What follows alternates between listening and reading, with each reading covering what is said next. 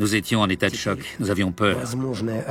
Nous commencions seulement à prendre conscience de la responsabilité de ce que nous avions fait.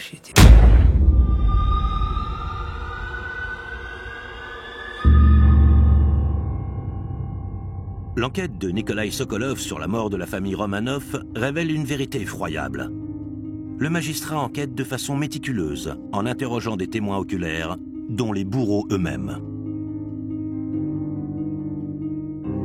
Il ratisse la scène du crime et l'endroit où auraient été enterrées les dépouilles.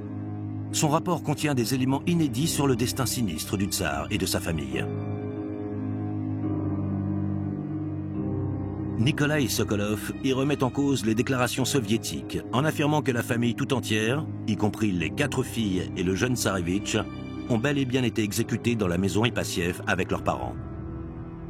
Selon l'enquêteur, les soldats auraient tué plusieurs de leurs victimes à coups de crosse et de baïonnettes.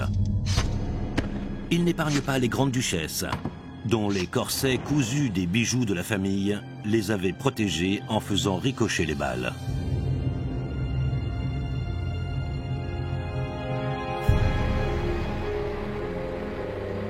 Nikolai Sokolov apprend également que le capitaine Yurovsky avait prévu de soustraire les corps aux partisans du tsar et aux vandales en les jetant dans un puits de mine abandonné au fin fond des bois qui entourent Ekaterinbourg. Néanmoins, c'est à partir de ce point que l'enquête offre moins de réponses qu'elle ne soulève de questions.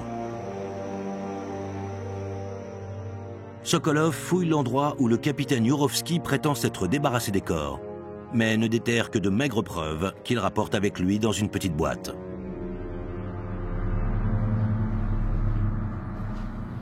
La grand-mère du capitaine Peter Sarandinaki l'a bercé d'histoires sur la mission de Sokolov. Ayant voyagé avec l'enquêteur lui-même, elle affirme avoir vu le contenu de la fameuse boîte. Je n'avais qu'une dizaine d'années quand elle m'a raconté avoir retrouvé l'un des doigts de l'impératrice et la dentition du docteur Botkin, ainsi que divers ossements et menus objets récupérés par Sokolov.